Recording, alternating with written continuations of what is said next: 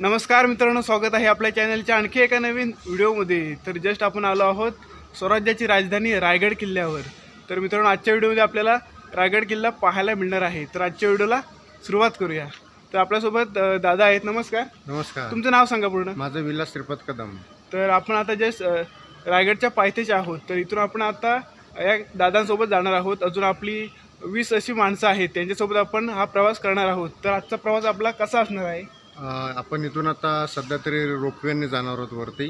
बरोबर। तिथून आपण थोडं चालत जाऊन वरती सगळं आपण म्हणजे देखरेख करू, बघूया सगळं शिवाजी महाराजांचं काय त्यांनी कसं काय केलेलं आहे ते आपण रोपवेची तिकीट काढलेली आहे। बरोबर। तर आपण बघूया पुढे।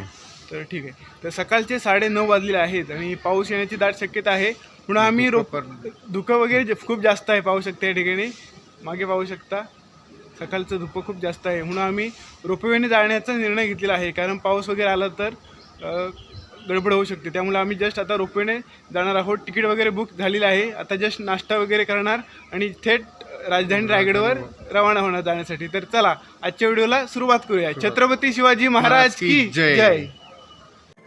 मित्रांनो, रोपवे ही गडावरून खाली येईपर्यंत रोपवेच्या वेटिंग रूममध्ये आपल्याला छत्रपती शिवाजी महाराजांचा इतिहास हा टेलिव्हिजनवर दाखवण्यात येतो। पाहू शकता सर्व मंडळी छत्रपतींचा इतिहास पाहत आहेत। आणि रोपवेच्या दिशेने जात असताना आपल्याला एक रूम असा मिळतो जिथे छत्रपती शिवाजी महाराजांचा संपूर्ण इतिहास डोळ्यासमोर उभा राहतो। या ठिकाणी पाहू शकता छान अशा प्रकारे पोस्टर आणि संपूर्ण सविस्तर माहिती या ठिकाणी साठवून ठेवलेली आहे। पाहू शकता खूप छान।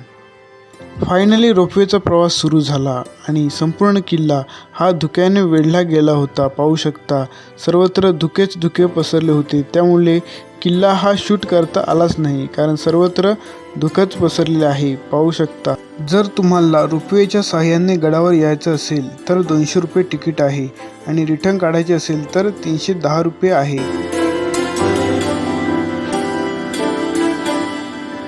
तर फायनली मित्रांनो, आत्ताच आपण रोपवेने जस्ट 2 मिनिटात वरती आलो आहोत गडावर। पाहू शकता। तर चला रायगड पाहूया।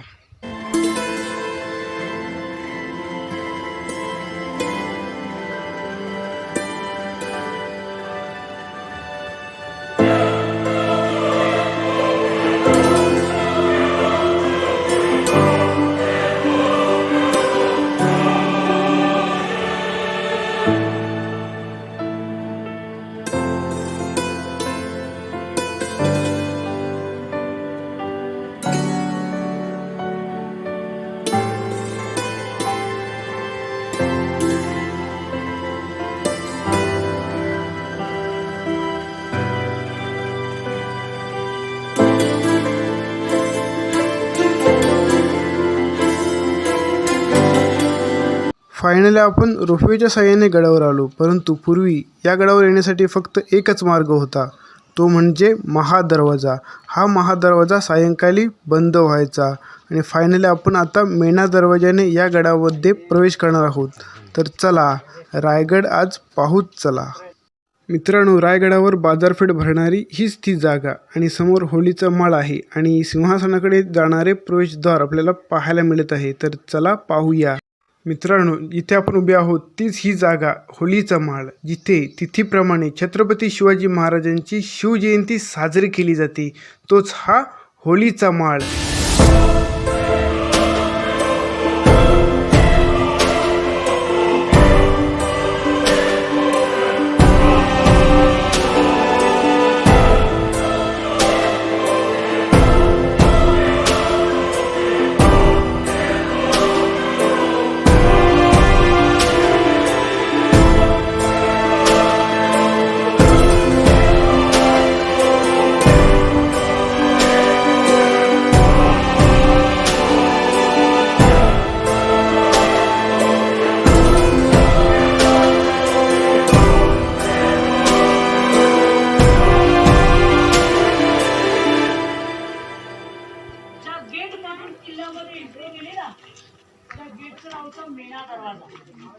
मग या मेणा दरवाजाच्या बरोबर विरुद्ध दिसेल एक दरवाजा आहे बघा, पालखी दरवाजा।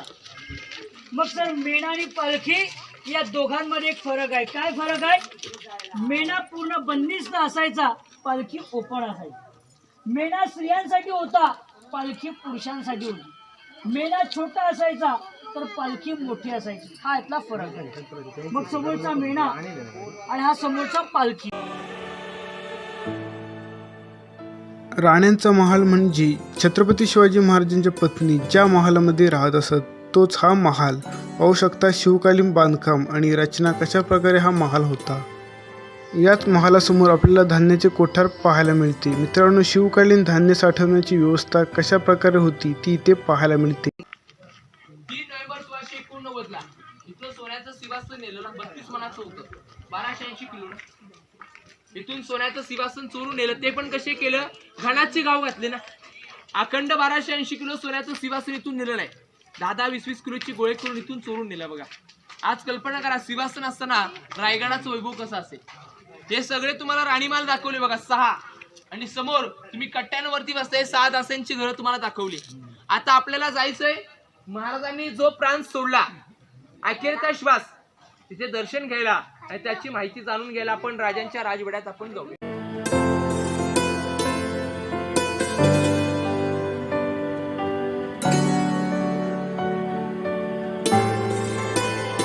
देखील वास्तव्य केलं, पण या 9 वर्षामध्ये 130 लढाई लढले, पण एकही लढाई न हारणारे एकमेव राजे हे छत्रपती संभाजीराजे होते. बघा, म्हणजे कल्पना करा, औरंगजेब देखील त्याचा सिंहासन त्यागून खाली बसला होता, कारण की सळोखी पळोखी होतं ना.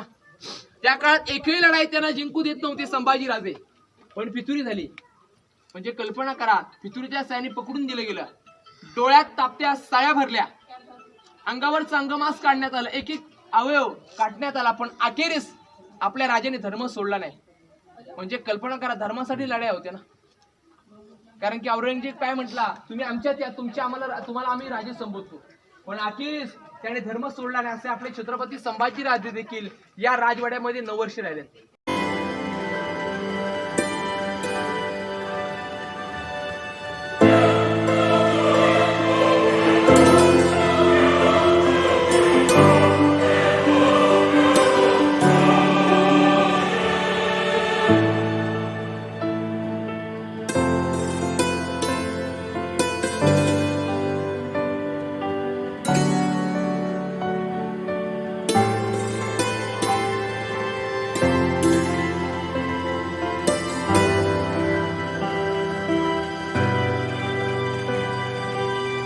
मित्रांनो, रायगडावरील खलबतखाना जिथे गुप्त चर्चा होत असत, हीच ती जमिनीखालील एकमेव जागा जिथे 100 मावळे आरामात बसू शकतात. तोच हा खलबतखाना. छत्रपती शिवाजी महाराजांनी स्वराज्य निर्माण करण्यासाठी अनेक षडयंत्र रचली, तीच ही जागा. आतमधला एकही शब्द बाहेर ऐकू येत नाही अशी ही एकमेव जागा, ती म्हणजे खलबतखाना. मित्रांनो, हा आहे रायगडाचा पालखी दरवाजा आणि या पालखी दरवाजासमोरच दिसत आहे रायगडाचे टकमक टोक, जिथे गुन्हेगारांना शिक्षा म्हणून मृत्यूदंड मिळत असे. तीच ही जागा, तिथे जस्ट आता आपण जाणार आहोत. हा आहे पालखी दरवाजा. या दरवाजाच्या इथे जिजाऊंची, छत्रपती शिवाजी महाराजांची पालखी येत असे आणि पुढे दरबार आणि राजवाड्यामध्ये जात असे. तीच ही जागा, पालखी दरवाजा. आणि या पालखी दरवाजासमोरच पाहायला मिळत आहे गंगासागर तलाव. ही आहे रायगडावरील बाजारपेठ आणि या बाजारपेठेसमोरच आपल्याला पाहायला मिळते टकमक टोक. हे आहे ते टकमक टोक, जिथे गुन्हेगारांना या टकमक टोकाखाली ढकलले जात असे आणि त्यांना मृत्यूदंड मिळत असे. तीच ही जागा जिथे आपण आता उभे आहोत. टकमक टोकाकडून दिसणारा हा रायगड किल्ला पाहू शकता, समोरच दिसत आहे. खरंच मित्रांनो, जर तुम्हाला हे टकमक टोक पाहायचं असेल तर तुम्हाला रायगडावर एक दिवस यावेच लागेल, कारण हा इथून दिसणारा टकमक टोकाचा व्ह्यू पाहू शकता.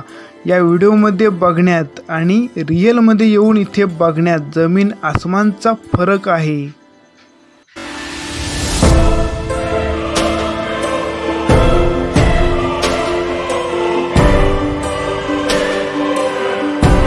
धुक्याने वेढलेला हा रायगड किल्ला. जस्ट आताच ढग आले आहेत आणि या ढगातून आपण पाहत आहोत रायगड. छान अशा प्रकारे व्ह्यू पाहायला मिळत आहे. आणि इथे आल्यानंतर संपूर्ण किल्ल्याची माहिती घ्यायची असेल तर एक दिवस आपल्याला पुरत नाही, त्यासाठी 2 दिवस तरी लागतात हा संपूर्ण किल्ला पाहण्यासाठी. तर चला आपण छत्रपती शिवाजी महाराजांची समाधी पाहूया.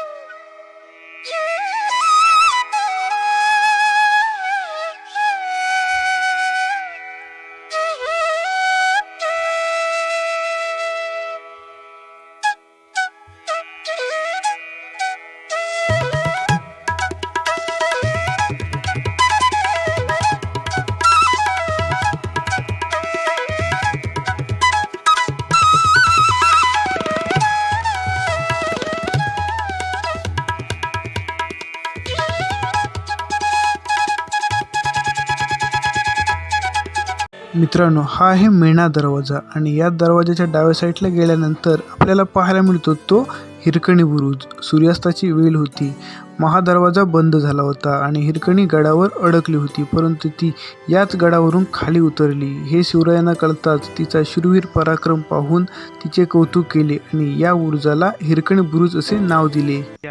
इथेही उतरली हिरकणी अशी धरीत धरीत खाली उतरली. आता कशी उतरली ते दाखवता का? आता पुढे जायला मित्रांनो, रायगड तर पाहून झाला, परंतु ही हिरकणी या बुरुजावरून खाली कशी उतरली असेल या एका प्रश्नाचे उत्तर सर्वजण शोधत होते.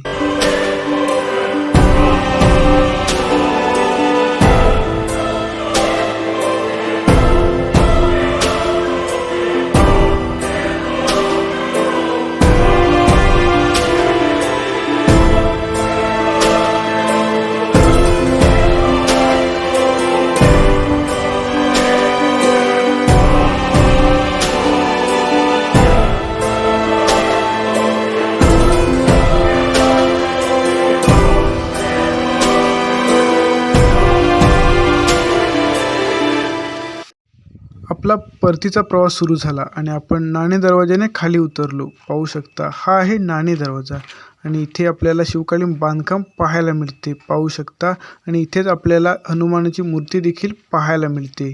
आणि याच नाणे दरवाजाच्या मार्गाने येत असताना आपल्याला पारंपरिक चुना मळण्याचा घाणा देखील पाहायला मिळतो. पाहू शकता शिवकालीन चुना मळण्याचा घाणा कशा प्रकारे होता या ठिकाणी पाहायला मिळत आहे.